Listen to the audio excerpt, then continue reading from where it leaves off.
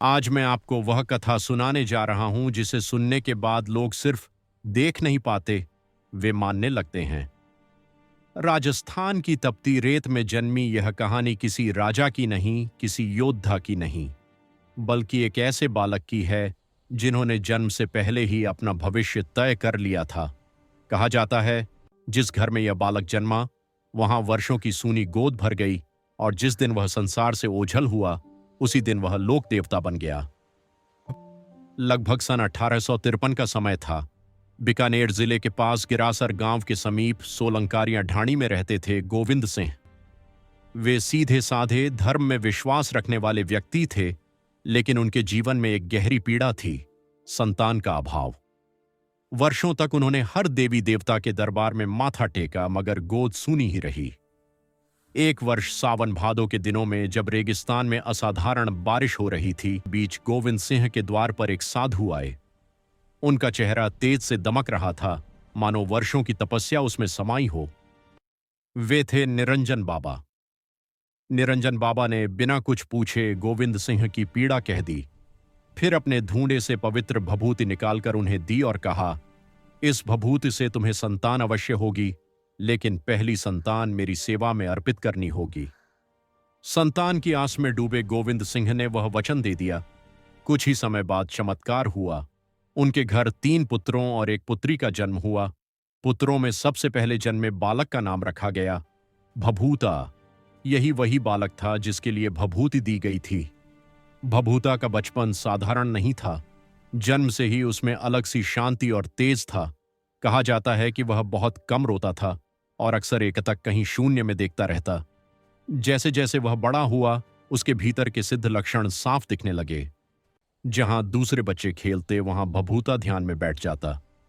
बीमार पशु उसके पास आकर बैठ जाते और लोग आश्चर्य करते कि वह बच्चा हाथ फेरते ही पशु शांत हो जाता है। 10 वर्ष की आयु तक आसपास के गांवों में उसका नाम फैल चुका था, लेकिन जिस वचन के कारण भभूता सिद्ध जन्मे थे, वही वचन गोविंद सिंह निभा न सके। पुत्र मोह ने उन्हें बांध लिया और यही भूल आगे चलकर भाग्य का मोड़ बन गई। एक दिन भभूता घर से निकलकर काली नाड़ी की ओर चले गए।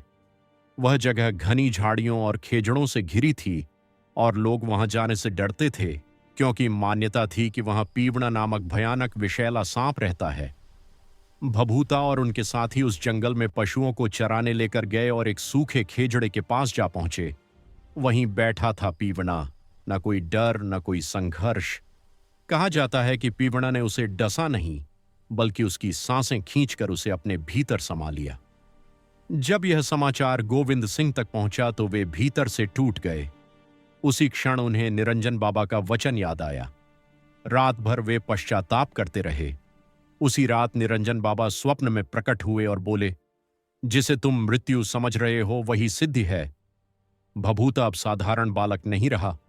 जहां वह पीवड़ा में समाया है, वहीं उसका थान बनेगा और वह सर्पदंश से पीड़ितों का रक्षक बनेगा। इसके बाद काली नाड़ी पर भभूता सिद्ध का थान स्थापित हुआ और फिर शुरू हुए वे चमत्कार जिनकी गूंज आज तक है। सांप और बिच्छू के 10 लोग वहां आने लगे और आश्चर्यजनक रूप से स्वस्थ होने लगे। बिना दवा, बिना तंत्र, सिर्फ आस्था। हर साल भादो मास की छठी को वहां विशाल मेला लगने लगा। दूर दूर से लोग केवल विश्वास के सहारे आते हैं। आज भी स्थानीय लोग कहते हैं कि जिस भूमि पर भभूता सिद्ध का थान है, वहां कोई सर्प नुकसान नहीं पहुंचाता। और वह पीवड़ा, मान्यता है कि वह आज भी वहीं है, भभूता सिद्ध का सेवक और रक्षक बनकर।